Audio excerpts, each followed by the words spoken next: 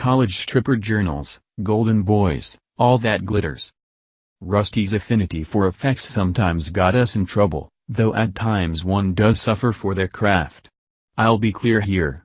There is such a thing as artistic suffering, and then there is a humiliation that calls a show short.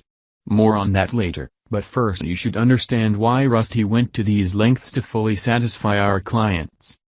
The college stripping scene was opening up in the middle 80s. Consider the time. MTV was established with a flamboyant worldview available on the small screen. The astronaut on the moon had given way to a mix of music gravitating between the titillation of Queen to the over-the-top fashions of Headbangers Ball. George Michael had made it okay for guys to be sexy, while Prince gave permission for sexual ambiguity. This sounds like peaches and cream, but remember that I was located in the Deep South.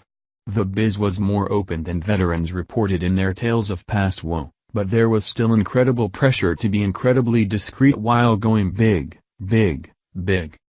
Against this background, and before I reveal our humiliation, I want to put to rest a trope of stripping scene in the movies.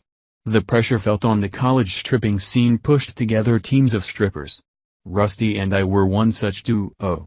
We were somewhere between Queen and Headbangers, leaning to Ducky and Pretty in Pink. Yeah, skinny white guys, no matter the equipment, did not have the visual impact of the muscle chips. No, not the guys with motorcycles in California, though Ponch and John would have made a good duo. We meant the over-muscled dancers seemingly straight out of Chippendale's male review show. The local chips worked in smaller groups, usually no more than 3, and mostly consisted of the jocks muscling in, pun intended, on the biz of hard-working amateurs. You have to find humor where you can, damn natural talent. Anyway, I've digressed. My point is that most stripping events were performed by 2 or more dancers. Why was stripping performed by 2 or more, with 2 the optimal number for splitting the proceeds, distribution of labors?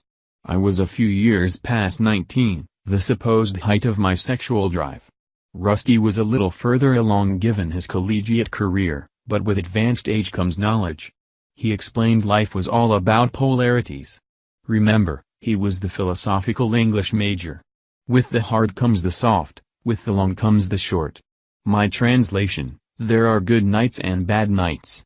The distribution of labors increases the odds that somebody would be on their A game. Both of us is a golden night with many appreciative customers. One of us, well, it was still a good night. The problems developed when we were, in Rusty's sage words, soft and short. This occurred one New Year's Eve week. We were both under the weather after a grueling week of prior engagements. We considered calling in a chip to help out, but Rusty, being the theatrical type, decided to try out a prop he had been holding back for just an occasion. He figured that it would dazzle the customers and perhaps cheer us on to the hard and long. He had gotten his hands some golden craft glitter. It almost looked like spice, but Rusty explained to me that it was the real thing ready for the show. I don't want to bore you with particulars here given that I'm still vague on the long past incredibly embarrassing topic, but the craft glitter is plastic and not the higher grade polyester. It does not respond well to moisture as it tends to run and clump. With all of this precursor hinting of doom explained, Rusty and I broke out the golden powder for a show. Before we got to the party we liberally applied the glitter with helping amounts of lube. Our costumes, fitting the time of the year, were Father Time and Baby New Year. Rusty, of course, was the former given his flowing beard. We had a whole out with the old, in with the new show planned. Yeah, dazzle them with effects if the plot isn't fully there. We had to present. Disaster struck after I did my "I am here to relieve you of your place" line with Rusty proudly responding, "Does it look like I'm spent?" The great reveal had our equipment looking like it was struck with sores placed there by a Midas touch. In addition to that, the golden color had rubbed off all over. It was a gilded horror show. The enthusiasm we had managed to collect in anticipation of the unveiling quickly vanished. I don't want to share the humiliating attempt we made to recover from this, but suffice to say, the night ended early. There was an upside. Every cloud has a metallic lining.